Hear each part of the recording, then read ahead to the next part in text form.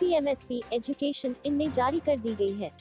अब बोर्ड की high school व इंटरमीडिएट की परीक्षा 2020 में 18 फरवरी से शुरू होगी। यूपी बोर्ड हाई स्कूल की परीक्षा 12 दिन में तो वहीं इंटरमीडिएट कक्षा 12 की परीक्षा 15 दिनों में समाप्त हो जाएगी। हाई स्कूल की परीक्षा 8 बजे से शुरू होगी और 11:15 तक चलेगी और इंटरमीडिएट की परीक्षा 2 बजे से शुरू होकर 5:15 तक चलेगी। इस बार 2020 में होने वाली यूपी बोर्ड परीक्षा का मूल्यांकन 15 से 25 मार्च के बीच होगा और 20 से 25 अप्रैल 2020 के बीच यूपी बोर्ड परीक्षा का परिणाम आ सकता है। बता दें कि डिप्टी सीएम दिनेश शर्मा ने पहले ही घोषणा कर दी थी कि परीक्षा की तारीख तय होने के साथ ही परीक्षा की कॉपियां चेक करने की तिथि भी जारी कर दी जाएगी। आपको बताते चले कि वहीं मऊ जनपद के राजेंद्र प्रसाद, जिला विद्यालय निरीक्षक मऊ, ने बताया कि हाई स्कूलों व इंटर के परीक्षा को लेकर कड़े इंतजाम कर रखे हैं।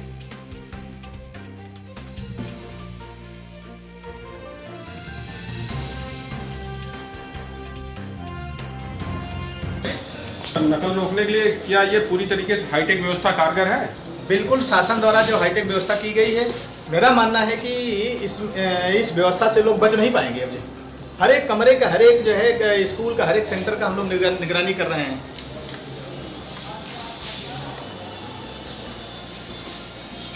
बारिश सब लोग हर कमरा ऐसे देखते रहेंगे, टटोलते रहेंगे। सर, कैसे पता चलेगा कौन से विद्यालय का क्या है इसमें? नहीं, इसमें विद्यालयवार सब फिट किया है ना, विद्यालयवार, कमरावार, जिस विद्यालय उस विद्यालय का, उस कमरा का, उस कमरे का देखने की।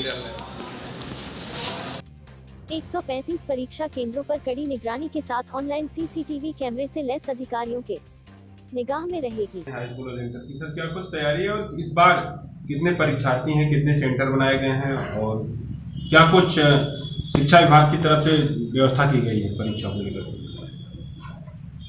जनपद मऊ में इस बार हाई स्कूल के कुल 50,000 परीक्षार्थी हैं और इंटर के 40,043, तो 43,044 बच्चे। कुल हमारे हाई स्कूल इंटर मिला करके 93,000 बच्चे इस बार हमारे यहाँ प्रतिभाग कर रहे हैं। कुल 135 परीक्षा केंद्र बनाए गए हैं। सभी परीक्षा केंद्रों में एक स्टैटिक मजिस्ट्रेट जिला प्रशासन द्वारा तैनात किया गया है। कुल 28 सेक्टरों में बांटा गया है, जिसमें 28 सेक्टर मजिस्ट्रेट लगे हुए हैं। एक सेक्टर मजिस्ट्रेट पास 5 या 6 विद्यालय हैं। 4 एसडीएम को 4 जोन्स में बांट करके 4 जोनल मजिस्ट्रेट बनाए गए हैं, 2 सुपर जोनल मजिस्ट्रेट बनाए गए हैं। सभी केंद्रों पर केंद्र व्यवस्थापक, अतिरिक्त केंद्र व्यवस्थापक की तैनाती हो चुकी है और सभी परीक्षा केंद्रों को सीसीटीवी कैमरे की निगरानी में रखा गया है। उन सीसीटीवी कैमरों को राउटर और 4G नेटवर्क की मदद से हमारे इस जिला मुख्यालय में डीआईओ ऑफिस में स्थापित कंट्रोल रूम से जोड़ दिया गया है। आप देख सकते हैं, हर एक विद्यालय के हर एक कमरे को हम लोग बारी बारी से खंगालते रहेंगे, कंट्रोल रूम देखते रहेंगे कि एक एक गतिविधियों को हम लोग ऑनलाइन मॉनिटर करेंगे। यही नहीं, जनपद मऊ के अलावा हमारा जो कंट्रोल रूम है वो लखनऊ में निदेशालय में डायरेक्टर ऑफिस से भी जुड़ा हुआ है। वहाँ पर भी बैठा व्यक्ति हर एक कमरे की, हर एक परीक्षा केंद्र की निगरानी कर सकता है।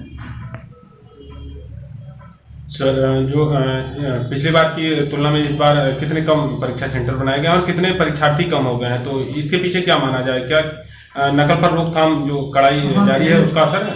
पिछले साल से इस बार जो है करीब 15,000 परीक्षार्थी कम है। परीक्षा केंद्र भी पिछले वर्ष की अपेक्षा 12 कम बने हुए हैं।